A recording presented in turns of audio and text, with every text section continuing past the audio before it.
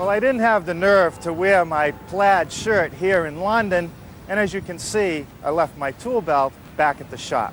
But I thought it would be the perfect place to find an authentic English garden bench.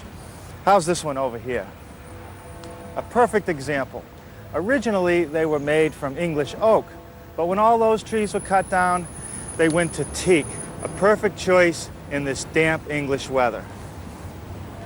Now, if I can only find my tape measure, we could copy it. Now I'd like to talk about shop safety. Be sure to read, understand, and follow all the safety rules that come with your tools.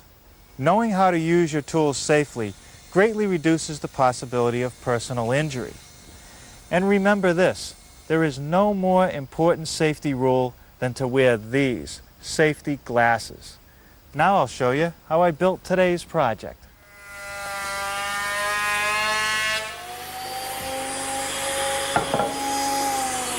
Boy, that is tough stuff. Teak. And when it came time to build our garden bench, what other choice would there be? Especially after seeing how all those garden benches held up so well for decades without any maintenance. Now it's expensive and you're going to have to search around for it, but it's well worth it. I managed to find some rough teak and plane it down myself. Now I learned a couple things about teak. It drills, saws, and sands beautifully. It's very predictable. But to plane it for thickness, it dulls planer blades quicker than you would believe. What I found out from reading in one of my wood books was that it contains silica, and that might be one of the reasons that it dulls the blade so quickly. Now to get started on our project, I want to cut these shaped pieces, the curves in the front leg, the armrest, the back leg and backrest, which is angled, and curved at the top. So over here on my lumber rack, I have all the teak that I need to build the bench, cut approximately to the right size. And this piece has been laid out for one of the front legs. It's straight and then curved up at the top. I'm going to use my bandsaw to make the cuts, and I've set it up with a 1/4-inch blade. The reason I want to use a 1/4-inch blade is that some of the radius or the curves are fairly tight, and the narrower the blade, the easier it is to cut the curves. Now also, this particular cut runs straight for about 20 inches and then it curves. So I've set up a rip fence to cut the straight portion, and when I reach the curve, I'll slide the fence out of the way and finish the cut.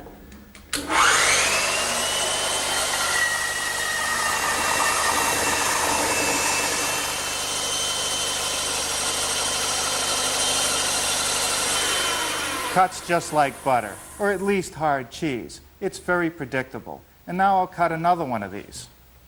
Well, the next piece to cut are these armrests. I need 2 of these. It's the same thickness stock as the front leg was, but the layout is a little different. It's almost totally curved, no straight portions.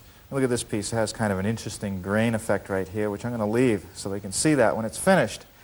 Now I have to cut this all freehand, no rip fence. And what I like to do is just eyeball it. I want to get the blade so that it just leaves the line. And I don't want to make any mistakes at the price of this stuff.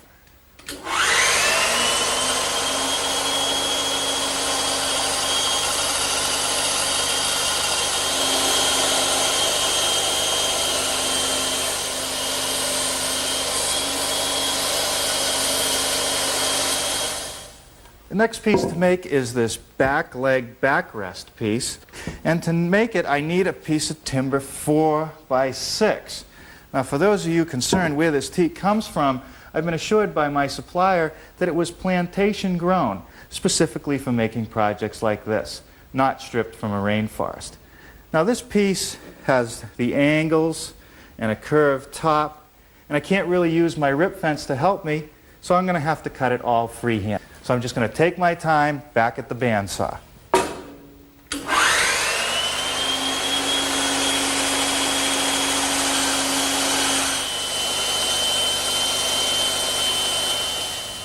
Well, despite the fact that there are no intersecting joints on the back of this member, I still have to sand it smooth. I can't use the joiner, but I can use my belt sander. And I've clamped both of the members in the vise, and I'll just sand them together nice and smooth.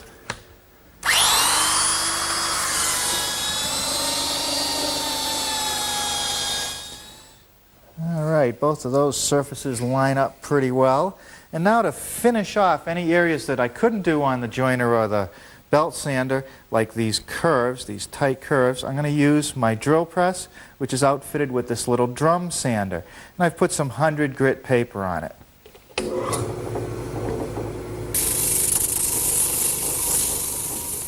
All the joinery on the bench is made with mortise and tenons.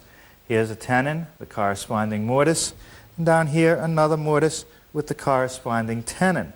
And we choose this type of joinery because it's with a little bit of glue and some dowels, it's extremely strong. Now what I had to do first though was to lay out all the mortises very carefully on each piece following the plan and double checking them before I start to clean them out.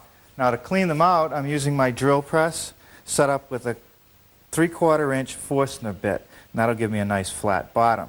Here's where this mortise wants to be, and the depth is set on the drill press so that it doesn't go all the way through, it'll stop at a predetermined depth. The idea is to remove as much material as possible with the bit so that I'll have less work chiseling it out later.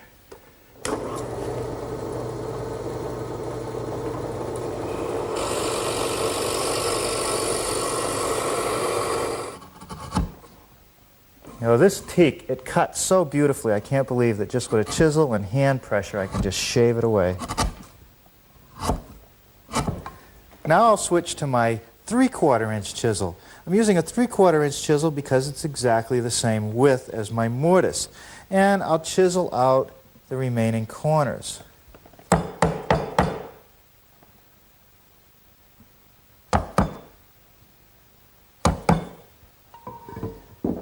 Well, that looks pretty good. Only 19 more to go. Well, with all the mortises cut in the end members, I'm now ready to start working on the tenons, the part that fits into the mortise, on this bottom rail and on this piece up here, which is the top rail and the seat support. And I'll do that over on the table saw. Well, over here I've attached a guide block to the rip fence, and I'm going to use my miter gauge to push the stock through. Now I've set it up so that the distance from the guide block to the outside edge of the blade is 1.5 inches, the length of my tenon. And the height of the blade has been set to 3/8 of an inch depth, the amount of material I want to remove.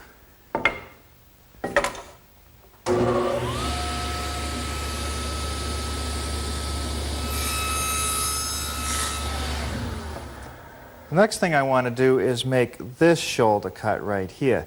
Now this is a tenoning jig made by the manufacturer of this saw. Every manufacturer has their own version. Now this one rides in the same slot as the miter gauge. It's heavy cast iron, it's very well built, and what it does is it allows you to hold pieces of wood in a vertical position, clamping them quickly with this clamp, and cutting very accurate tenons. But best of all, it's very safe.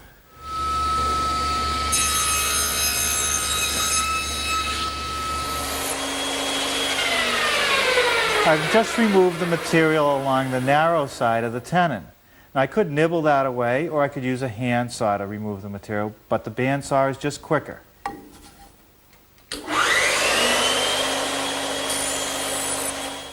Have a look at the seat braces here in the middle. And these end rails, they have a slight curve downward to give the seat a nice gentle look.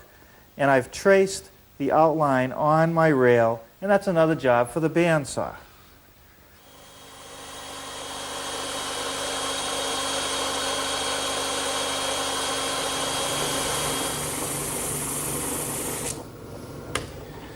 Now that takes care of smoothing out that cut.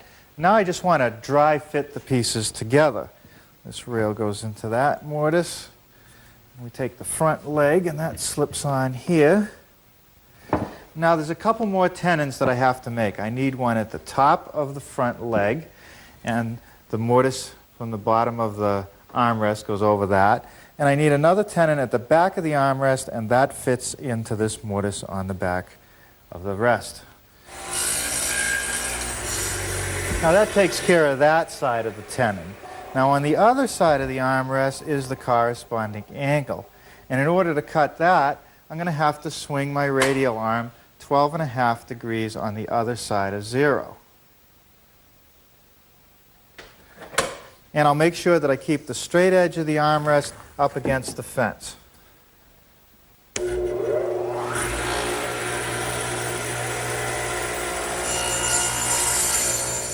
The tenon that's at the top of the front leg is cut the same way.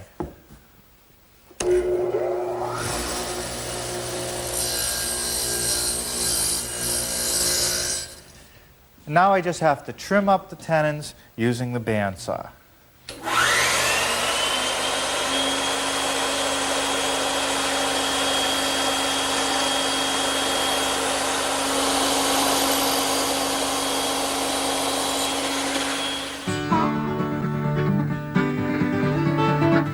Let's look back at our prototype again. In some cases where the mortises are at the same height, they intersect one another. And the tenons would hit each other unless I mitered them in the corners like this. So I'm going to use my power miter box to make that cut.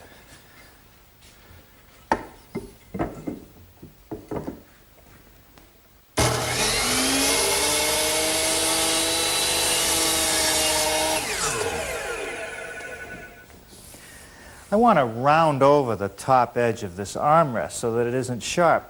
And I'll go along the top and come around and stop right about here because I don't want to go where my joint is. And to round that over, I'll simply use my router, which is set up with a 1/2 inch rounding over bit.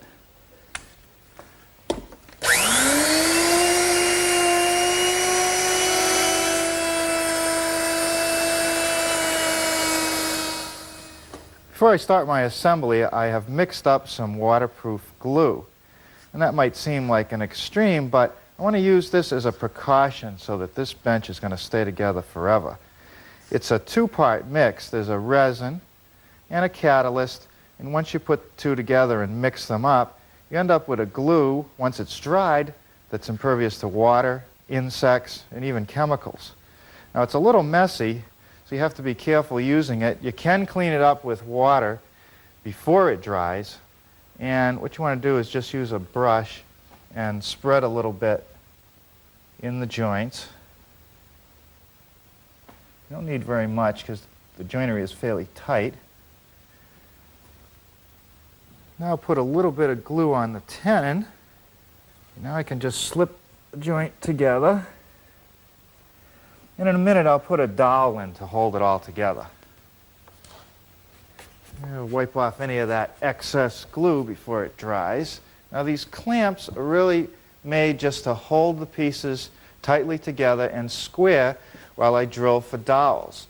Now for those dowels I'm going to use a 3/8 inch brad point bit, and I've set up a collar here so I don't go all the way through the piece. I do want to go far enough through though so that I go through the tenon and into the other side of the mortise so it'll lock everything together.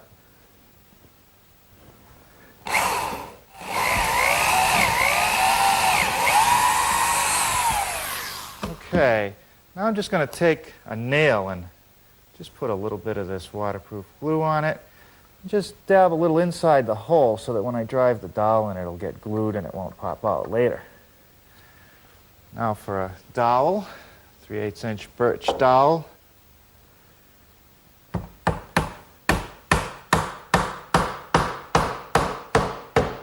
I'll trim the excess off later. Note that I've removed the clamps. They're no longer necessary. The dowels will hold it together while the glue sets up. Now those assemblies are joined together by a series of rails. The back has a top rail and a bottom rail with slats in between. And out front here there's another rail at the front edge of the seat. Each rail fits into a mortise. So I need a tenon at the end of each rail, and I'll cut those over on the table saw like I did with the side rails. Now this is a piece of 2x3, which is the bottom rail of the back. And using my guide block and my T-square, I'll make the shoulder cuts first.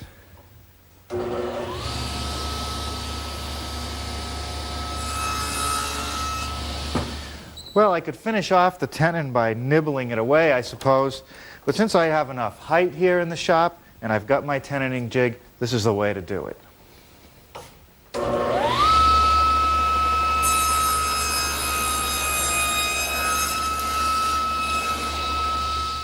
Well, now I have to trim the narrow side of the tenon. And again, I could cut it by hand, but why waste a bandsaw when it's right here in the shop?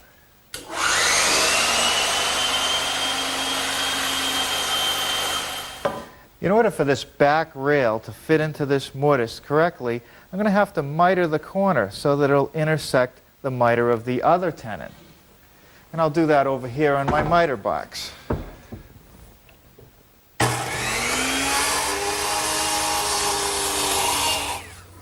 Now these are the two back rails, and I've laid out a series of mortises into which these slats will fit. They just float in there, they're not attached with any mechanisms or glue, and I could drill them out and chisel them by hand like I did on the prototype, but I want to show you this attachment for my drill press. It's a mortising attachment, and it comes with this fence, and then there's a bracket here which holds the wood down so as you lift the chisel out, it doesn't lift up. And there's a yoke right here into which fits a square chisel, and then you slide a drill bit into that. And as the drill press pushes down, the drill will start the hole and the chisel will square it up. It's very quick and it's accurate. Now the first piece I want to work on is the top rail where the mortises go straight down.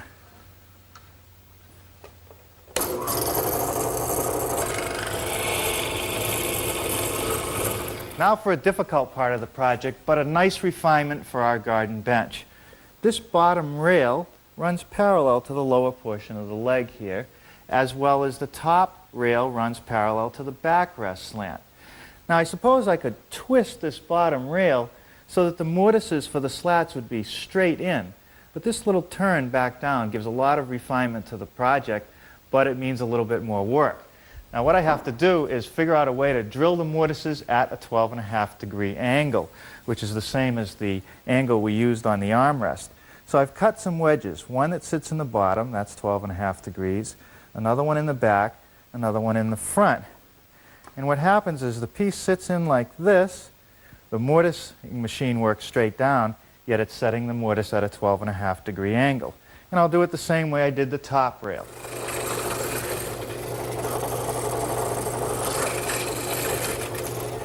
Now I just want to round over the top of this top rail along the back, and the only thing I need to do that is a 1/2 inch round over bit set up in my router.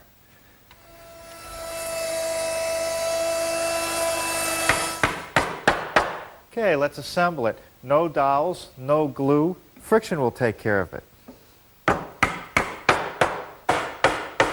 Well, this is a time you could use the help of 16 of your closest personal friends, one for every slat. But be patient, you'll get it all together. The bench has two intermediate supports with tenons that fit into mortises along the front rail. I'll cut that mortise next, and I'll use my drill press with the mortising attachment, except this time I won't use the fence, I'll just cut it freehand.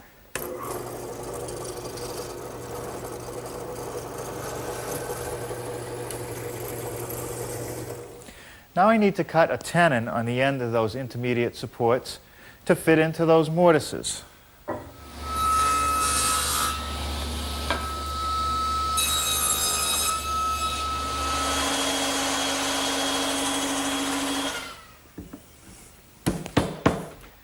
That's good. Now what I have to do is cut a notch in the other end of the piece where it meets the back rail, like this.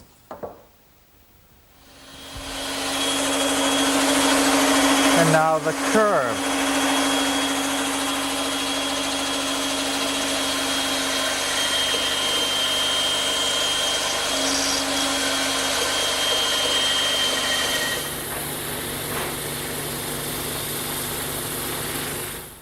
Well, now it's time to assemble the bench. A little more waterproof glue on the tenons. I've already put some in the mortises. So now I should just be able to carefully slip these together and drive them down with my mallet.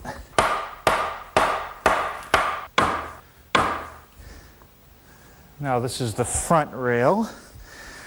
I'll slip that in this mortise. Now a little glue in the mortises of the other arm. This waterproof glue is great stuff, but you got to get it off, any excess off, with a wet rag before it hardens, or you'll never get it off. Good. Now let's see if the other side fits on there.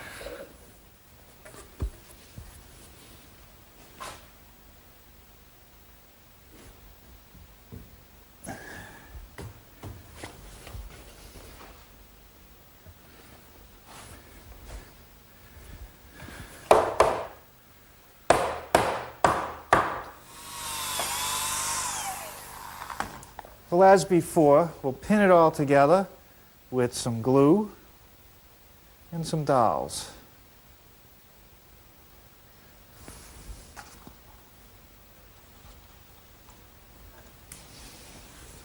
A little bit of glue on the tenon of this center support, and we'll slip that into the mortise.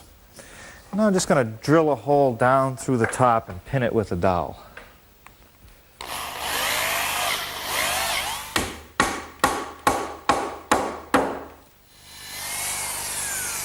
Now here on the bottom side, where only the chipmunks are going to see it, I think I'll fasten this member with a screw because it'll hold better.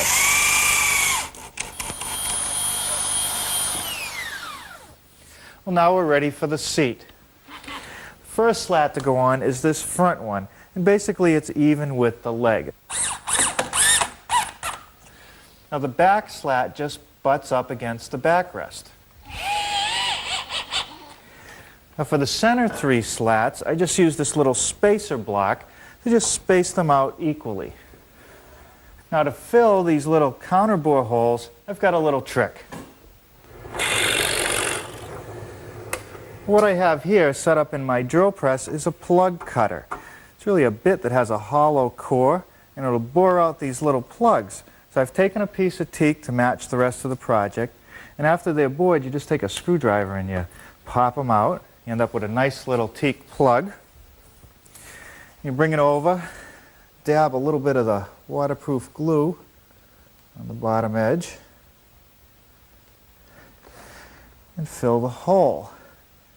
Drive it down with my mallet. I'll trim it flush, sand it down, and it'll blend in perfectly with the rest of the project.